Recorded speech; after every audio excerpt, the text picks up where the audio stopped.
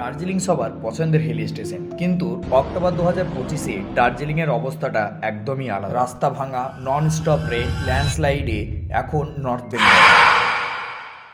আজকে এই ভিডিওর মাধ্যমে আপনাদেরকে জানাবো দার্জিলিং, কালিম্পং বা মিরিক অর্থাৎ নর্থ বেঙ্গল এই 2025-এ যাওয়াটা কি সম্ভব। 4 অক্টোবর দার্জিলিং, কালিম্পং আর মিরিকে একটা ভয়ানক ডিজাস্টারের দেখা দিয়েছে।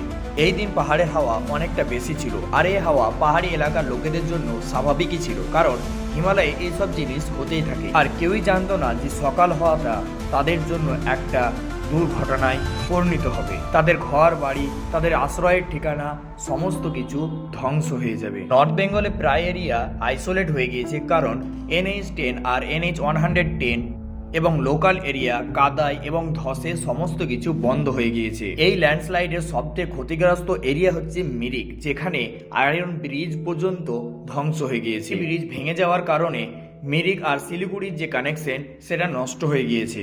এই কারণে অনেক ট্যুরিস্ট মিরিকেই ফেসে গিয়েছে, যারা আজ পর্যন্ত এখনো অবধি তারা বাড়ি ফিরতে পারেনি।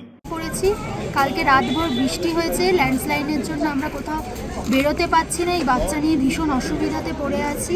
যারা আপনারা নর্থ বেঙ্গল প্ল্যান করেছেন তাদের জন্য এটাই বেটার কি আপনারা কিছু দিনের জন্য বা কিছু মাসের জন্য প্ল্যান বন্ধ করে দিন, কারণ যে পরিমাণে ল্যান্ডস্লাইড হয়েছে, যা বৃষ্টি পড়ছে, তাতে আপনাদের এটাই দরকার কোথাও না গিয়ে বাড়িতে সুরক্ষাতে থাকা। আর আপনারা সকলেই নর্থ বেঙ্গলের মানুষদের জন্য অবশ্যই প্রার্থনা করবেন, কারণ তাদের জন্যই আমরা দার্জিলিং, কালিম্পং এরকম জায়গা আমরা দেখতে পেয়েছি।